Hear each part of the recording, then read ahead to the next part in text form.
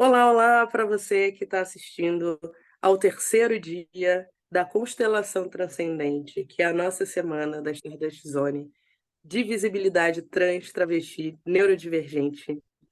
E hoje, com muito prazer, eu estou aqui recebendo o Gael, que também faz parte da comunidade da Stardust Zone, é cientista social e vai trazer uma palestra, praticamente uma aula, muito bacana para a gente. Gael, o microfone é todo seu, a câmera também. Fica à vontade para se apresentar. Eu fico muito feliz de você estar aqui hoje. Espero que tenham várias outras atividades e palestras ao longo do ano. E, de novo, é um super prazer te receber. O microfone é todo seu. Tá bem, eu agradeço, Sara, pela oportunidade de falar aqui um pouquinho. E hoje eu vou falar um pouquinho sobre a importância da gente entender a pluralidade autista. E eu acho que é muito legal essa palestra nesse ambiente para a gente conseguir entender como muitas vezes é cooptado a causa autista contra pessoas trans. E não é pensado os fatores interseccionais que existem em ambos, né? Que é bem importante. Então, eu vou falar um pouquinho sobre isso. Deixa eu me apresentar aqui antes um pouquinho mais, né? Como a Sara disse, meu nome é Gael Henrique Leite.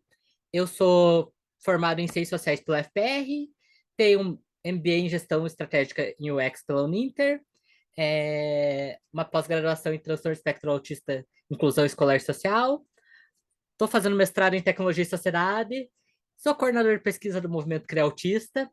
Além disso, fora o que eu trabalho, porque a gente é mais que o nosso trabalho, eu sou uma pessoa autista, uma pessoa periférica, então vim de periferia, isso é muito importante. Uma pessoa trans não binária, então pode se referir a mim a todos os pronomes ele, ela. E uma pessoa apaixonada por RPG, jogos de tabuleiro. Se você quiser me encontrar, eu vou estar no meu site, gaelleite.com.br. Você também vai encontrar coisas minhas no creautista.com.br ou no LinkedIn ou Instagram, em Gael Leite com H, é Ghael. E vamos estar aqui, tá bom? Caso alguém não esteja vendo a apresentação, eu sou uma pessoa de cabelo comprido, utilizando óculos, fone de ouvido, uma barbicha, utilizando um cordão de girassol e com uma camiseta preta do Estúdio Ghibli, porque é isso, né? Então, antes de mais nada, eu quero começar a falar um pouquinho sobre algumas coisas que vão fazer sentido no final. Eu vou começar falando sobre como se constrói a percepção de mundo, porque ela vai ser bem importante para a gente entender. Depois eu vou falar como que ela vai se decorrendo, como é criado uma ideia de oposição entre grupos e o outro e tudo mais. Quais são os dados sobre pessoas autistas e pessoas trans e o que que é a interseccionalidade e qual a importância para a gente, pessoas autistas, pessoas trans e tudo mais, porque muitas vezes acontece isso. Uma das coisas que eu mais vejo, e o que motivou essa palestra, eu estava conversando aqui um pouco antes na coxinha com a Sara também, é essa preocupação que eu tenho de mostrar que pessoas autistas não são só isso. Então vamos começar falando aqui um pouquinho de um livro que eu amo, que é um livro que eu li muitos anos atrás, mas sempre é referência para qualquer pessoa que estuda comunicação, gosta de comunicação, quer saber mais de comunicação e tudo mais, e entender como isso funciona, que é a construção da realidade social. Primeira coisa que a gente tem que entender é como ela se constrói e como ela se torna, e o que vemos como essa realidade. Porque para a gente entender como funciona, a gente precisa entender como é entendido, né? E basicamente esses dois senhores muito simpáticos, o Peter Berger e o Thomas Luckmann, eles vão trazer a ideia de que a realidade se constrói pela vida cotidiana. A gente todo dia vê algo, ouve algo, sente algo e entende aquilo como uma realidade. Essa realidade ela não requer verificação. Por quê? Porque ela já está presente. Ela é simplesmente a realidade. Então, por que que eu trago essa ideia de realidade? Porque quando uma pessoa está tendo uma ação transfóbica, uma ação capacitista e tudo mais, muitas vezes aquilo é dado como uma realidade para ela. É absurdo, é errado, temos um código penal para isso, temos um código moral que vai de encontro a isso, mas a gente tem que entender que tem um lugar que vem isso, para a gente conseguir desconstruir. essas pessoas, para a gente conseguir desconstruir nós mesmos, porque uma outra coisa muito importante que as pessoas autistas vivem, e vão ter pesquisas sobre isso, é a gente vive muita culpa. A gente vive um nível de culpa que é muito grande. E todo dia a gente sente culpa por algo. Então, a gente saber a informação de onde vem para onde vai, isso vai acabar acarretando numa diminuição da nossa culpa. Isso move a palestra e a gente entende o que é realidade. A gente entende que essa coisa da realidade, ela é algo que fala por si mesmo, ela é compulsória e a gente vê isso. Mas a realidade é uma interpretação, não é necessariamente isso. Não é uma interpretação abstrata, ela tem materialidade, ela tem outras informações, mas ela tem também como se desconstruir perante essas pessoas. Não que você precise ficar fazendo o trabalho de desconstruir todo mundo, ninguém é obrigado a atuar sofrendo opressão e tudo mais para isso. Mas é importante entender para a gente desconstruir também o nosso próprio capacitismo, a nossa própria questão e pro outro, né? E o que, quando a gente fala do cotidiano, eu sempre gosto de pensar qual que é o cotidiano representado autista. E daí a gente vê quatro figuras, né? Matt Damon no Gênio Indomável, que é uma das mais clássicas, do Guru Doctor, que é a série que tá acabando porque ele não tem mais minoria para ofender, e todo mundo sabe, Atypical, o Sheldon Cooper de Big Bang Theory, e vários personagens assim, eles têm uma coisa em comum muito fácil e percebível. São todos homens brancos, em geral héteros, e algo assim, e que nunca sai dessa lógica. É, que fique claro, eu não estou falando que essas séries, representações de cinema, representações de livros, inventaram essa percepção do autismo. Não, elas são reflexo de uma forma de construção de diagnóstico que vem lá de trás do Asperger e dessa percepção, elas tanto, eu trago aqui porque é bem legal a gente pensar, que elas tanto representam uma percepção de mundo de várias pessoas desse autismo, quanto elas reforçam os estereótipos. E isso vai impactar todo mundo. Isso não impacta só essas pessoas, mas ela impacta tudo que a gente consome, cria uma percepção do mundo da gente, quando a gente não tem informação daquilo. Não é uma ideia de que a pessoa vai absorver e não vai ter interpretação, mas é uma ideia de que reforça. Então, se você já tem a tendência a pensar isso, vai ter um viés de confirmação reforçando essa ideia. Então, por conta disso, percebe como é cíclico? Vamos ter uma série de diagnósticos onde é baseado em ideias de homem europeu branco, mulheres, pessoas pretas, pessoas periféricas não existem, e daí ela reforça essa ideia. Então, pessoas que não se veem nesses estereótipos têm dificuldade muitas vezes em conseguir. Eu dialogo com várias delas ir atrás de tratamento. Por quê? Porque ela não cabe.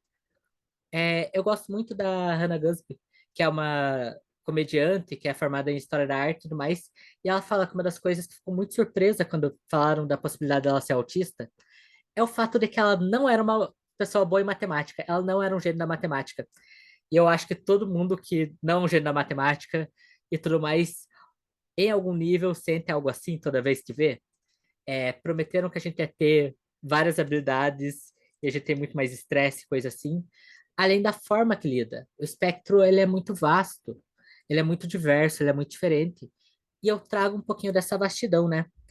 É, a partir disso, a gente percebe que vai ter um cotidiano. Então, é construída a ideia social de que essas pessoas aqui são as pessoas autistas. Em contrapartida, o que que é o outro? O outro é um monstro. O Thiago Guimarães vai ter um vídeo ensaio que ele fala: o outro, tudo começa nele, o outro é tudo diferente do eu. O outro é um monstro. Então esse monstro tem que ser combatido. E é exatamente essa construção lógica do qual vai se basear uma ideia de que vamos atacar as pessoas trans. Por quê? Porque as pessoas trans são o outro, elas não são eu. Elas são diferente de mim. Principalmente quando a gente está falando sobre pessoas cis, pessoas típicas. Só que o que acontece? Como que a gente valida muitas vezes? Não, eu tô atacando a pessoa trans para defender as crianças.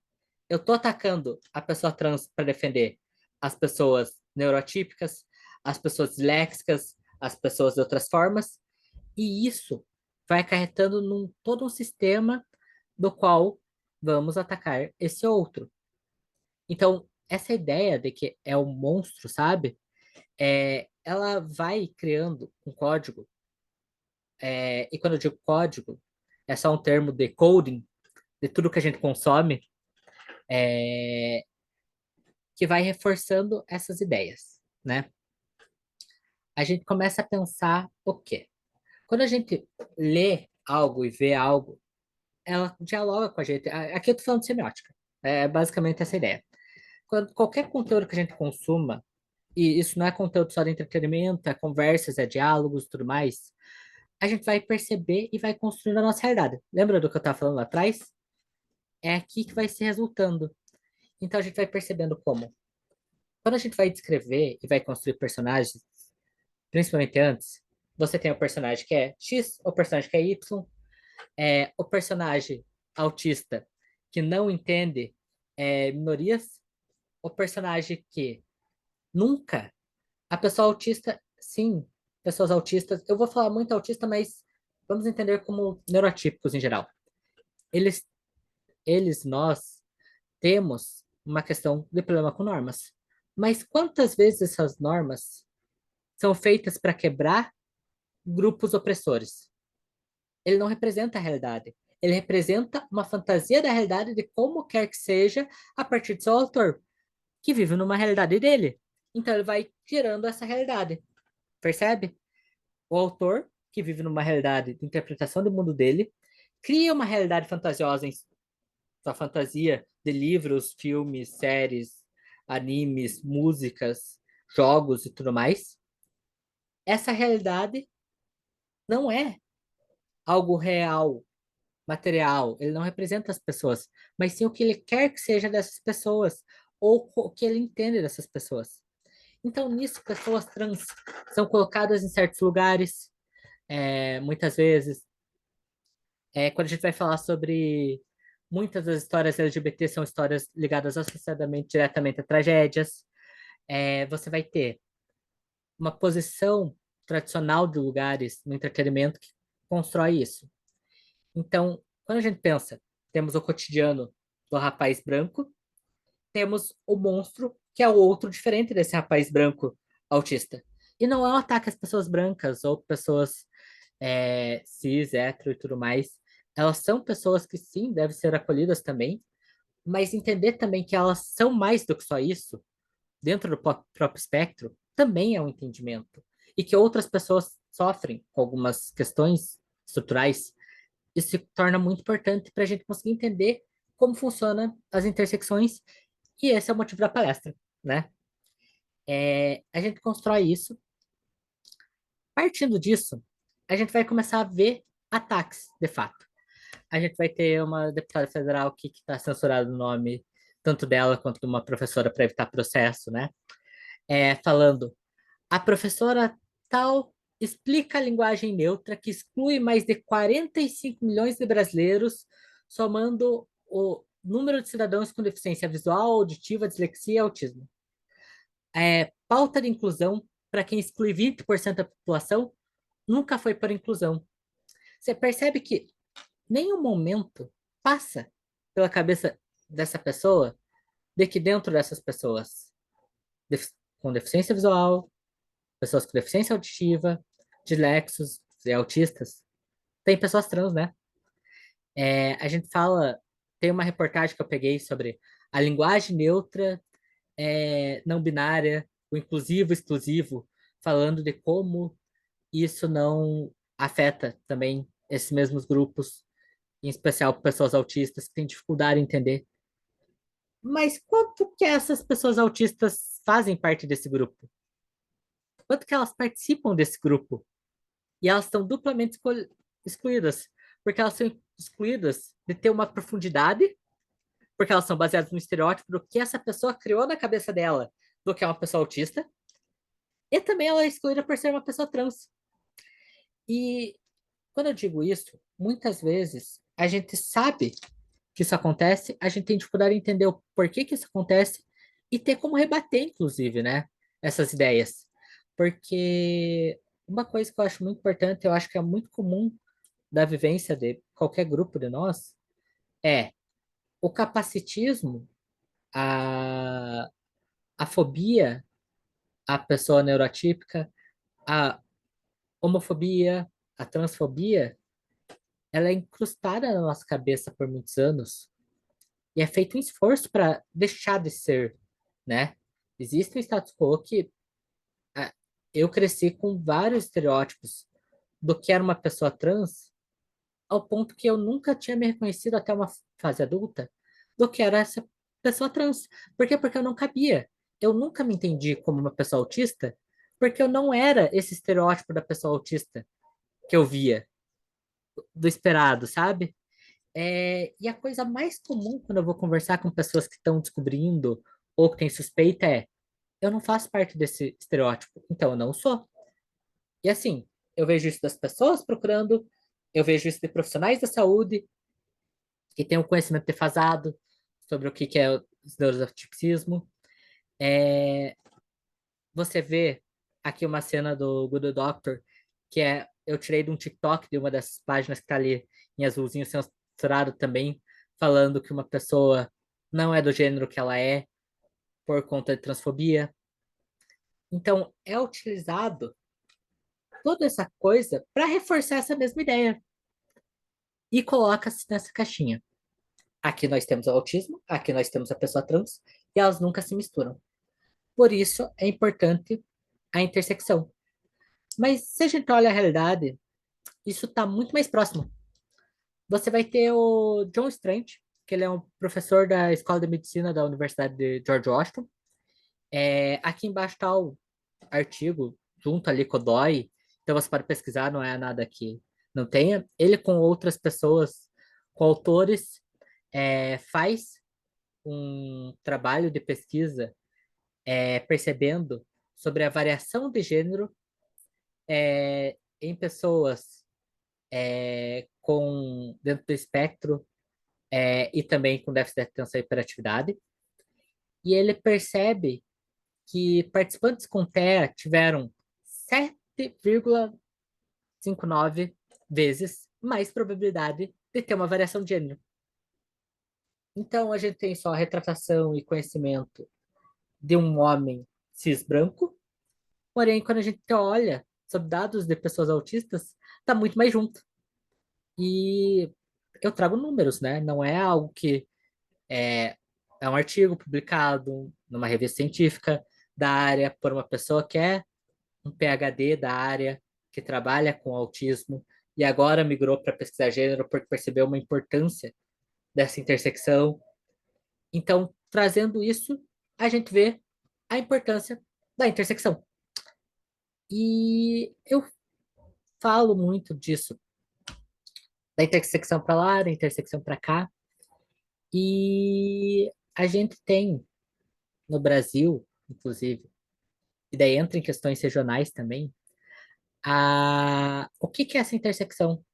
E a gente tem um dos maiores coeficientes disso, a Lélia Gonzalez. Lélia Gonzalez é uma autora brasileira que vai trazer isso. A intersecção vem através dos estudos sobre feminismo negro, que percebia que não era suficiente a forma que era tratado, porque a gente precisa perceber uma coisa muito importante quando a gente fala sobre análises e percepções de mundo. Não é Olimpíadas do Vacilo, não é algo de quem sofre mais. Ah, não, você sofre mais, sofre menos. Mas o autismo não impacta todas as pessoas da mesma forma. Elas vão ter outras intersecções que vão fazer impactar diferente. Então, vamos partir do princípio aqui, né? Você tem uma pessoa branca, um homem branco e uma mulher preta, duas pessoas autistas. Existe uma maior chance da pessoa que é o homem branco ter o diagnóstico. E a partir desse diagnóstico ter um tratamento adequado e tudo mais. Primeira coisa, isso daqui a gente tá falando em tendência, não tá falando que mas eu conheço uma pessoa. anedota, não é dado, é uma tendência baseada em estudo, tá bom? A mulher, primeira coisa, se ela é uma pessoa silenciosa, ela tá no lugar dela, então é o correto. Então já temos uma barreira a mais para o diagnóstico. Uma segunda coisa é qual o acesso dessa pessoa a médico, que a gente sabe que é menor, estatisticamente falando. Qual é a barreira pro tratamento a partir de quem que é esse médico que está atendendo ela? Qual que ele vai ter mais facilidade para lidar? Com uma pessoa parecida com ele, porque boa parte dos médicos são homens brancos, por motivos óbvios, por motivos estruturais. Então você vai ver uma pessoa de classe média, por exemplo, alta, vai ter muito mais facilidade para não precisar pegar um transporte público, muitas vezes, do que alguém que mora na periferia, que tem que pegar o transporte público. Então já vai ter um fator estressor nisso. Você vai ter regiões diferentes, lugares diferentes, aceitações sociais diferentes. Então, sim, é importante a gente entender que as coisas não impactam igualmente todas as pessoas no mundo, inclusive dentro do próprio espectro. Então, sim, a gente precisa entender que vão se somando fatores para trazer mais dificuldades. E sim, um deles é essa questão. E percebendo isso dentro dos estudos do feminismo, diversas autoras começaram a perceber a importância de se colocar um feminismo preto. Então, entre outras, Lélia Gonzalez fala sobre a perspectiva interseccional, ela envolve as dimensões da dominação sexual, de classe, raça, articuladas na forma de opressão e hierarquização social, bem como na formação da identidade e afirmação coletiva. E é muito disso, sabe? É muito engraçado, porque uma das coisas que quando a gente é autista, a gente vive, é uma solidão muito grande. Principalmente pessoas de suporte 1 e 2, eu percebo uma vida de solidão, principalmente quando você não é diagnosticado, de viver muito na tua cabeça e sentir que você não tá ali. Tanto que eu falo, autismo às vezes parece esquema de pirâmide, porque a coisa muito comum é, você tem muita dificuldade de se identificar com as pessoas, você se identifica com alguém, você vira melhor amigo dessa pessoa e você é muito parecido com ela, e no fim das contas, um de vocês descobre que é autista. Pega um laudo ou algo assim, e daí, automaticamente, muito comumente, a outra pessoa vai lá e provavelmente é autista. Por que que isso acontece? Por causa desses lugares. Mesmo que não sejam pessoas exatamente semelhantes, acaba tendo essa alteração. Vão ter pessoas que vão perceber e analisar de como pessoas neurotípicas convivem mais com pessoas neurotípicas, e isso vai criando uma coletividade. E conforme você vai percebendo, você vai ter outras pessoas numa rede de apoio para dividir, vai se criando essa identidade coletiva. Então, se torna muito menos outros e muito mais nós. Então, esse processo interseccional, ele não serve simplesmente para a gente entender as opressões diferentes, o que a gente sofre, o que mesmo dentro do espectro a gente proporciona de sofrimento ao outro, de alguma forma estrutural. Lembrando que quando eu falo sobre opressões estruturais, mas eu trato bem todo mundo. Não é sobre você como indivíduo. É sobre estruturas que criam-se para as pessoas. A gente precisa aprender a separar um pouquinho. Muitas vezes isso vai resultar no indivíduo, mas não necessariamente. Então, aqui a gente vai perceber que também vai achar uma afirmação no coletivo. O que a gente está fazendo aqui, dentro desse evento, o que a gente está fazendo aqui dentro da própria Stardust, o que eu faço no Cria Autista, o que vários grupos fazem, é isso. É esse movimento de afirmação da identidade coletiva. E é por isso que a intersecção é importante, para a gente entender as diferenças de cada um dentro do próprio espectro, diferença de cada um dentro de outras características que vão formar essa identidade dela, que sim, é uma identidade autista. No meu caso, e de muitas pessoas que estão vendo aí, que estão participando e palestrando e tudo mais, tem a ver com a identidade trans, mas tem muitas outras identidades. Por isso, é muito importante a gente entender o que que é essa intersecção. Intersecção é essas camadas ou encaixes que vão formando a pessoa, essas conexões. É aquelas bolinhas, sabe? Que se juntam. Então, esses aspectos vão formando essa ideia da identidade e tudo mais.